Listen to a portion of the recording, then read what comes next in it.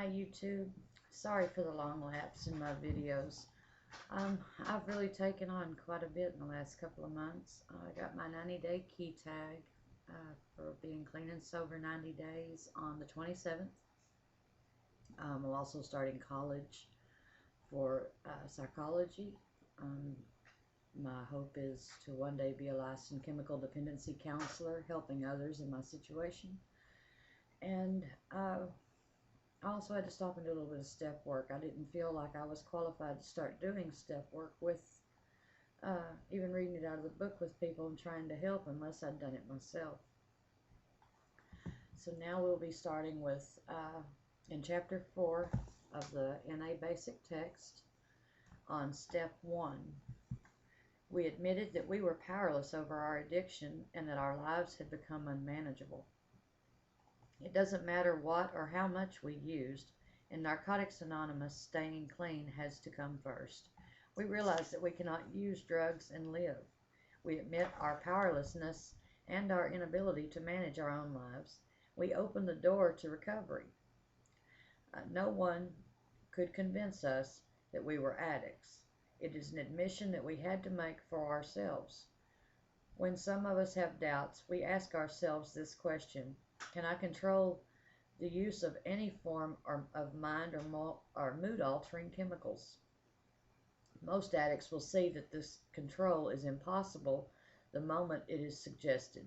Whatever the outcome, we find that we cannot control our using for any length of time.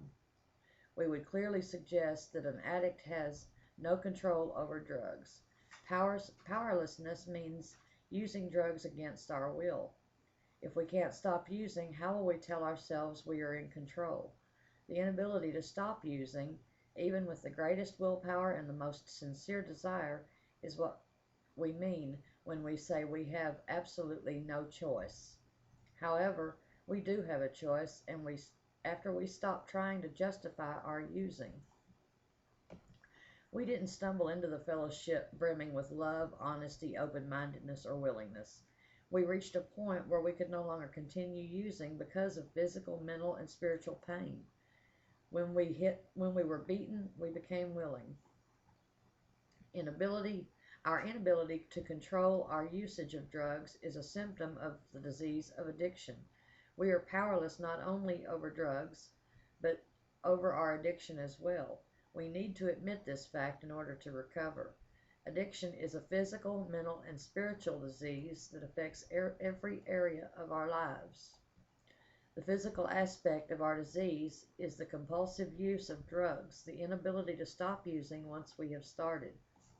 This mental aspect of our disease is the obsession or overpowering desire to use even when we are destroying our lives. The spiritual part of our disease is our total self-centeredness. We feel that we could stop whenever we want to, despite all evidence to the contrary. Denial, substitution, rationalization, justification, distrust of others, guilt, embarrassment, dereliction, degradation, isolation, and loss of control are all results of our disease.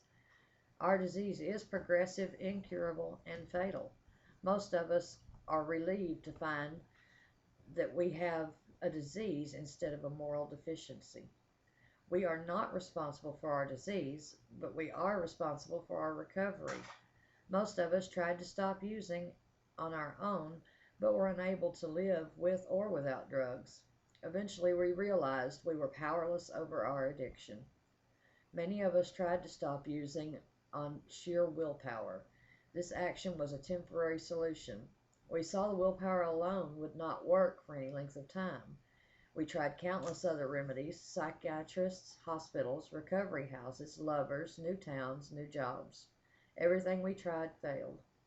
We began to see that we had rationalized the most outrageous sort of nonsense to justify the mess we had made of our lives with drugs.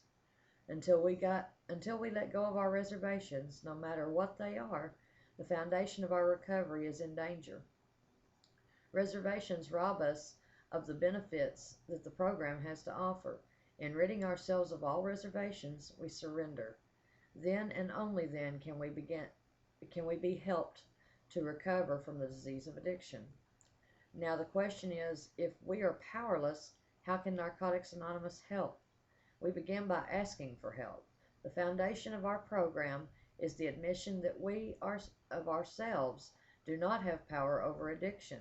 When we came to accept this fact, we have completed the first part of step 1.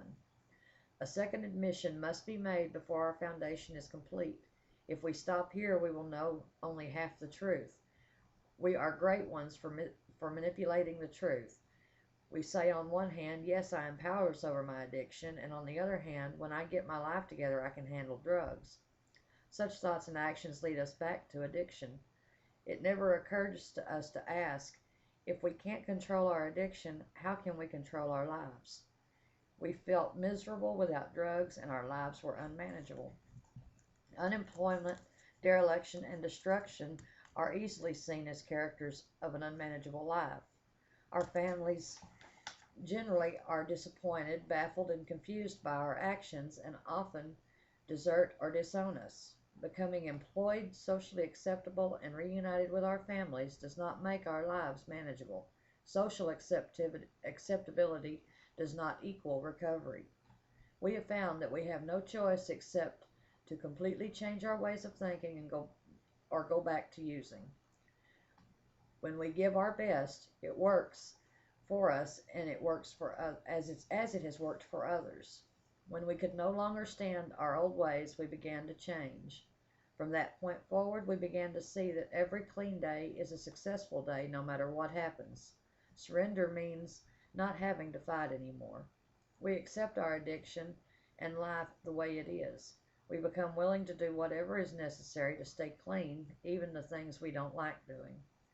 Until we took step 1, we were full of fear and doubt. At this point, many of us felt lost and confused. We were different. Upon working this step, we affirmed our surrender to the principles of NA. Only after surrender did we become able to overcome the alienation of addiction. Help for addicts begins only when we are able to admit complete defeat. This can be frightening, but it is the foundation on which we are able to build our lives. Step 1 means that we do not have to use, and this is a great freedom. It took a while for some of us to realize that our lives had become unmanageable. For others, the unmanageability of our lives was the only thing that was clear. We knew in our hearts that drugs had the power to change us into something we didn't want to be. Being clean and working this step, we are released from all of our chains.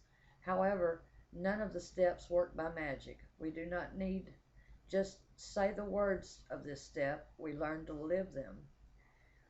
We see for ourselves that the program has something to offer us.